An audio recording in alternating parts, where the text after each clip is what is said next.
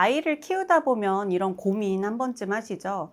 다른 아이들은 말도 잘하고 문장도 하는데 우리 아이는 아직 옹알이만 해요. 주변에서는 괜찮아, 다 때 되면 말해 라고 하기도 하지만 그게 정말 기다려도 되는 상황인지 아니면 바로 평가를 받아야 하는 건지 참 헷갈릴 때가 많으실 거예요. 오늘은 이 부분을 정확히 짚어보려고 합니다. 서울 세계로병원 소아청소년센터 아동발달센터 이혜준 원장님 모셨습니다. 안녕하세요, 원장님. 안녕하세요. 서울 네. 세계로병원 소아청소년센터 아동발달센터 이혜준 원장입니다.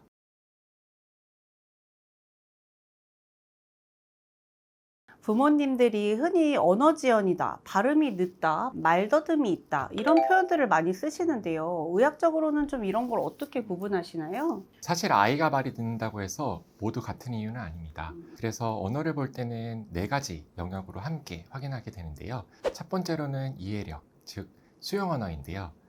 이리 와, 볼 가져와 같은 말을 행동으로 이해하는지 보는 겁니다. 이 반응이 느리거나 거의 없다면 이제 잠깐 멈춰서 한번 아이의 발달이 느린지 한번 생각해 봐야 되는 시점이고요. 두 번째는 말하기, 즉 표현 언어입니다. 옹알이나 소리내기, 따라 말하기 같은 시도가 잘 보이지 않을 때 점검이 필요합니다. 세 번째는 발음인데요. 말을 하긴 하는데 너무 부정확해서 다른 사람이 알아듣기 어려울 아이들도 있습니다. 마지막으로는 대화 능력, 즉 사회적 의사소통입니다. 그래서 울거나 손짓 같은 비언어적인 방식만 쓰고 다른 사람과 상호작용하려는 시도가 적다면 이러한 부분도 하나의 중요한 신호입니다. 그래서 말이 늦어요 라는 말로만은 판단하진 않고요. 이 네 가지 영역 중 어느 부분이 약한지 먼저 좀 파악하게 됩니다. 네.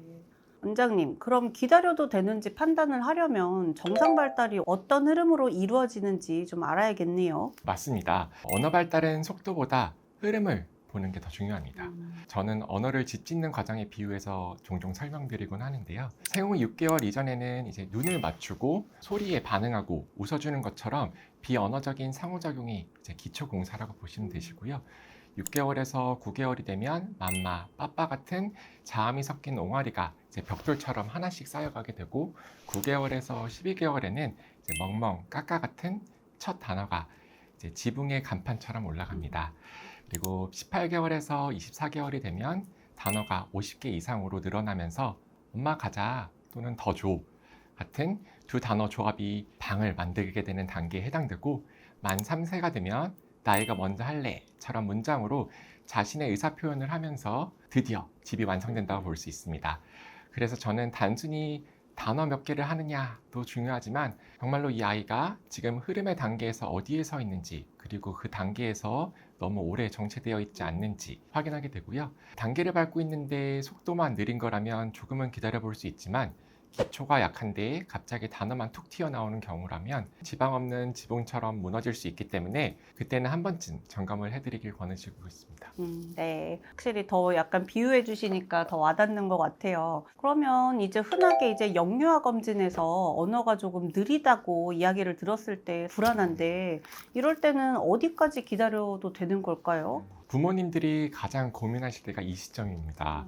그래서 기다려야 하나 아니면 지금 무언가를 해야 하나 이렇게 고민하실 텐데요. 언어가 조금 느리다는 말을 들었을 때는 바로 치료를 시작해야 된다는 말은 아닙니다. 먼저 기다려도 되는지 판단을 위해서는 표현 언어보다 수용 언어, 즉 어머니가 말하는 것을 아이가 알아듣는지 말귀를 확인하는 것이 가장 중요하고요. 예를 들어 18개월 아이가 말을 거의 하지 않더라도 이리 와, 볼 가져와, 하지 마 이런 간단한 지시에 몸으로 반응하고 행동으로 이해를 보여준다면 일단은 관찰이 가능한 지연으로 볼 수 있지만 반대로 단어만 몇 개 나오고 기본적인 지시를 이해 못하거나 주변 사람과 상호작용 반응이 약하고 좀 더디다고 한다면 이는 단순한 말느림이 아니라 발달 자체의 흐름이 늦어진 것으로 보기 때문에 이때는 기다리기보다는 평가를 한 번쯤은 받아보는 것이 안전합니다. 그래서 저는 단어가 몇 개냐 보다는 이제 이해 반응이 또래 수준이냐를 기준으로 기다릴지 개입할지 결정합니다. 네. 그러면 반대로 이제는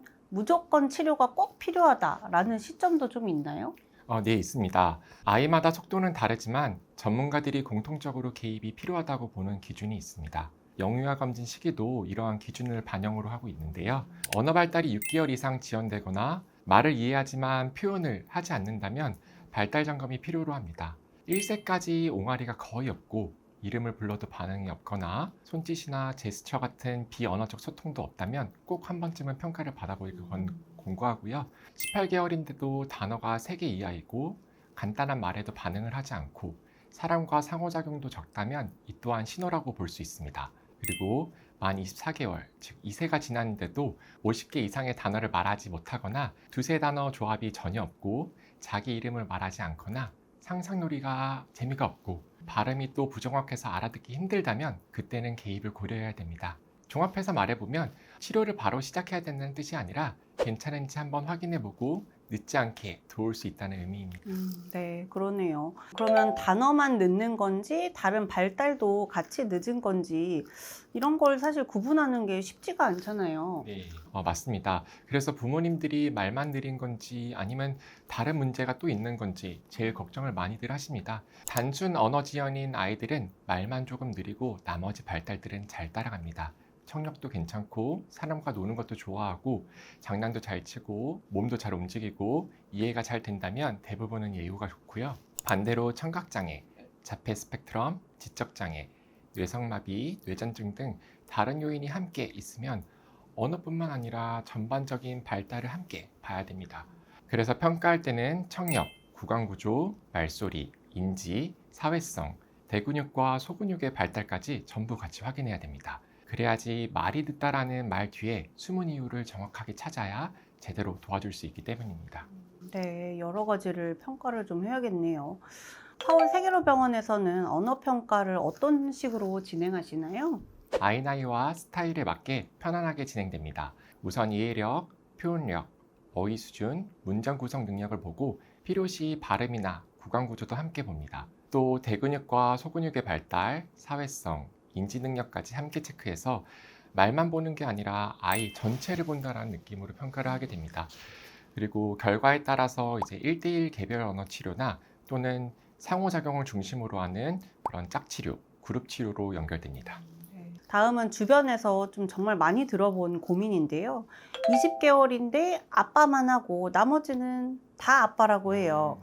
이런 경우는 좀 어떻게 봐야 되나요? 네, 이런 케이스가 정말 많습니다. 그래서 우선 이해력, 즉 수용 언어가 또래 수준인지 먼저 확인을 해야 됩니다. 기저귀 가져와, 신발 신자 했을 때 행동으로 반응한다면 이해는 어느 정도 괜찮을 수 있습니다. 그래서 그 다음에 해야 하는 건 표현을 촉진해주는 방법이고요.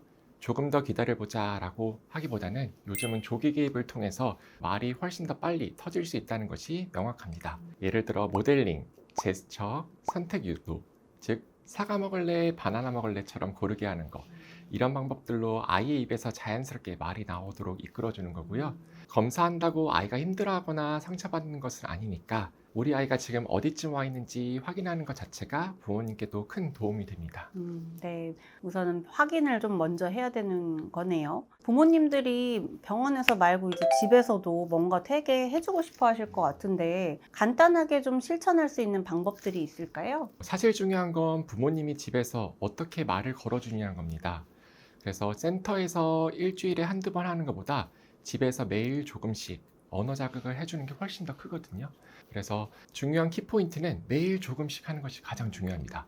그래서 첫 번째, 아이가 물이라고 하면 물 주세요 처럼 자연스럽게 문장을 늘려주는 거. 두 번째는 하루에 10분만 그림책을 읽어주되 단어를 반복해서 들려주는 거. 세 번째는 밥을 먹을 때 밥 뜨거워 후 해볼까? 이런 식으로 생활 속에서 자꾸 말을 걸어주는 것도 중요하고요. 네 번째는 노래나 율동도 아주 좋은 언어 자극이 될 수 있습니다. 움직임과 소리가 함께 들어가면 더 기억을 잘하거든요. 다섯 번째는 말은 짧고 천천히, 눈 맞추고 기다려주기가 핵심입니다. 마지막으로는 정확히 말을 하지 않아도 좋으니 말하려는 시도 자체를 바로 칭찬해 주세요. 그래야 아이가 말하면 엄마 좋아하네 이런 식으로 더 시도하게 됩니다. 이 6가지만 꾸준히 실천해도 아이가 달라지는 속도가 확실히 보입니다. 네, 생활 속에서 실천하기 정말 좋은 팁인 것 같아요. 오늘 이야기를 들어보니까 언어 발달은 기다림과 도움의 균형이 정말 중요한 것 같은데요. 흐름을 잘 타고 있다면 기다림도 뭐 좋은 치료가 되고, 흐름에서 조금 벗어난다면 그때는 바로 평가와 치료가 필요할 것 같네요. 오늘 영상이 고민 중이신 부모님들께 많은 도움이 되셨길 바랍니다. 오늘 영상이 도움이 되셨다면 좋아요와 구독, 알림 설정 부탁드리고요. 궁금한 부분 댓글로 남겨주시면 이혜준 원장님께서 답변 드리겠습니다. 오늘도 시청해주셔서 감사합니다. 감사합니다.